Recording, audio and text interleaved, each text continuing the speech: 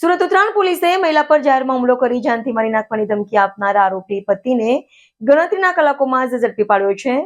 મહિલા પર હુમલો કરનાર આરોપીને ઉત્તરાયણ પોલીસે વિસ્તારમાં સરઘસ કાઢ્યો છે। મળતી માહિતી અનુસાર મોટા વરાછા રોડ ઉપર આવેલા પ્રગતિ આઈટી પાર્ક સામે ફરિયાદી પત્ની એક્ટિવા લઈને રસ્તો ક્રોસ કરી રહી હતી। એ દરમિયાન આરોપી પતિ પ્રવીણ અમરીશભાઈ ગોળકિયાએ ફોર વ્હીલ ગાડી આડી રાખી તું કેમ મારા રસ્તામાં આડી આવે છે એમ કહી ગાળો આપી ત્યારબાદ જાહેર રોડ પર પત્ની સાથે મારામારી કરી જાનથી મારી નાખવાની ધમકી આપી આરોપી નાસી છૂટ્યો।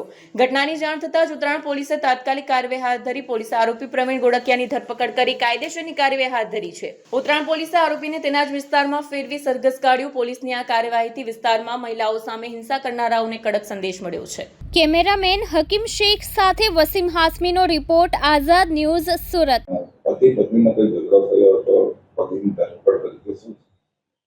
ઉત્તરાયણ પોલીસ સ્ટેશન વિસ્તારની અંદર એક ફરિયાદી છે હિરલબેન ગોલકિયા કરીને, એમને ફરિયાદ જે નોંધાવી છે અને એ જે ફરિયાદ નોંધાવી છે એમના પતિની સામે, જેમનું નામ છે પ્રવીણભાઈ ગોલકિયા।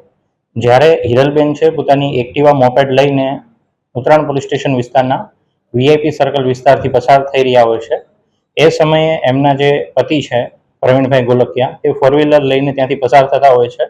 એટલે બંને જે છે પતિ પત્ની એ સામ સામે વાહન લઈને પસાર થતા હોય છે અને બંને ત્યાં આ વિસ્તારની અંદર મળે છે।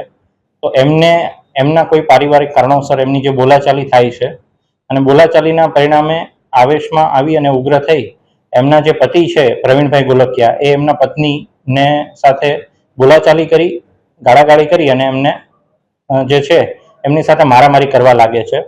અને આ રીતનો જે ગુનો જે છે એ પ્રવીણભાઈ ગોલકિયા અને અન્ય એક જે બેન છે એમની સામે હિરલબેન ગોલકિયાએ જે છે એ ઉત્તરાયણ પોલીસ સ્ટેશનની અંદર રજીસ્ટર કરાવેલો છે।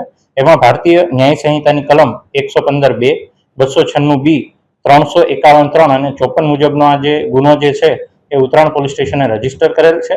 અને આ કામે જે પ્રવીણભાઈ ગોલકિયા છે એમને ઉત્તરાયણ પોલીસ સ્ટેશને એમને અટક કરેલા છે અને આગળની જે કાયદેસરની જે કાર્યવાહી છે એ કરવા માટેની તજવીજ હાલમાં ચાલુમાં છે।